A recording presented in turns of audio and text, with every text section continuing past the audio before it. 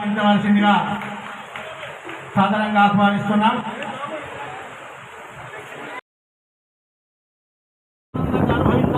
గొప్ప సంకల్పంతో సంఘమిత్రుడుగా మెట్లు అనే నినాదాన్ని స్వీకరించి చెట్లు నాటే కార్యక్రమాన్ని చేపడతా ఉన్నారు. అదేవిధంగా 40 వసంతాలు పూర్తి చేసుకున్నటువంటి ఈ సంతోష్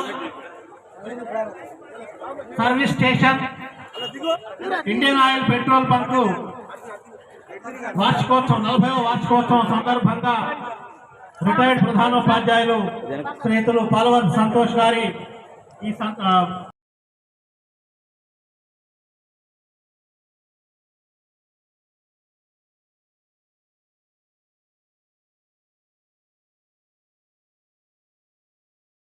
ఉండడం వాళ్ళ వారసత్వం కూడా ఇప్పటికీ ప్రజలకు అవసరమైనటువంటి సామాజికంగా కానీ ఆర్థికంగా కానీ వివిధ రంగాల్లో పేద ప్రజలకు ఆర్థిక సహాయాన్ని అందించడంలో వారు విశేషమైనటువంటి సేవలు అందించడం అనేటువంటి మనం చేసుకున్నటువంటి ఇక్కడ ఒక మంచి వరం లెక్క మనం భావించవచ్చు. అట్లానే ఇక్కడ ఈ ఏర్పాటు చేసినటువంటి పెట్రోల్ బంక్ కూడా ఒక చరిత్ర ఉన్నది.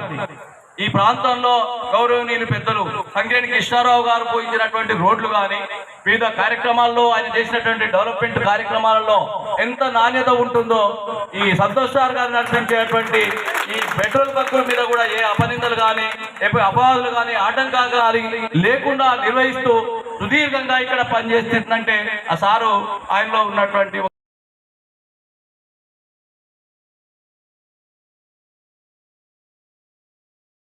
సమావేశానికి ముఖ్య అతిథిగా చేసినటువంటి గౌరవనీయులు మన గ్రామ ప్రముఖులు మా నాన్నగారికి వరకుని పరిచయం వ్యక్తి పెద్దలు సంగేణి కృష్ణారావు గారు,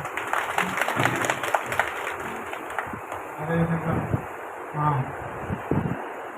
అన్నగారు సంగారెడ్డి గారు రిటైర్డ్ బ్యాంకు మేనేజర్ వారు పర్యావరణంలో కూడా స్వాతంత్ర సమయోధుడే కాదు, ఆయన సేవా కార్యక్రమాలు కూడా బాగా.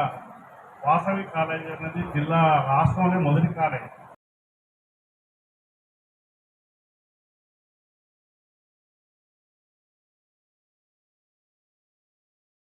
పర్యావరణంలో మనకు పర్యావరణం అంటే మన పంచభూతాలు, మానవులు, జంతువులు, పక్షులు, క్రిమికీటకాలు అన్నీ కలిస్తే పర్యావరణం అంటాం.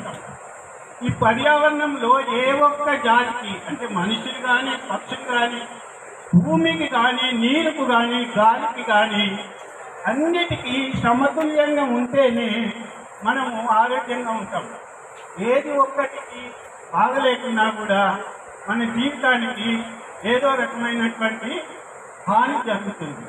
అంటే ఇప్పుడు ముఖ్యంగా ఈ పర్యావరణంలో ఈ కాలుష్యం గురించి చెప్పాలంటే వాయు కాలుష్యం, నీరు కాలుష్యము, భూమి కాలుష్యము, ప్లాస్టిక్ కాలుష్యము, ఇలా కాలుష్యాలు చాలా ఉన్నాయి. అయినా కూడా అన్నిటికంటే ముఖ్యంగా వాయు కాలుష్యం ఒక్కదాని గురించి నేను చిన్న విషయాలు చెప్తాను. వాయు కాలుష్యం అనేది మనం గమనించలేము. ఇప్పుడు నీరు ఉందనుకోండి, నీరు ఇప్పుడు బాటిల్ తీసుకున్నారు, ఆ బాటిల్ తీసుకోగానే ఇక్కడ చూస్తే దాంట్లో ఏమన్నా నల్ల ఉన్నా చెత్త ఉన్నా మనకి ఎమ్మటే తెలుస్తుంది, దాన్ని బాధపడతాం. ఆహారం తీసుకున్నాం అనుకోండి, దాంట్లో కాలుష్యం ఇమీడియట్గా తెలుస్తుంది. కానీ గాలిలో కాలుష్యం అనేది నీకు తెలియకుండానే మనం ఫీల్ చేసుకుంటున్నాం.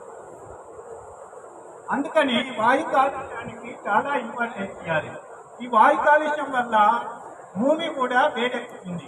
ఎందుకు జరుగుతుందంటే వాయు కాలుష్యం అంటే ఇప్పుడు మనకు శిలాజ ఖనిజాలు అంటే పెట్రోలు, డీజిలు, బొగ్గు ఇవి కాల్వటం వల్ల కార్బన్ డైఆక్సైడ్ నిలబడుతుంది.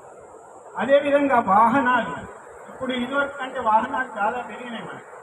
సో గాలి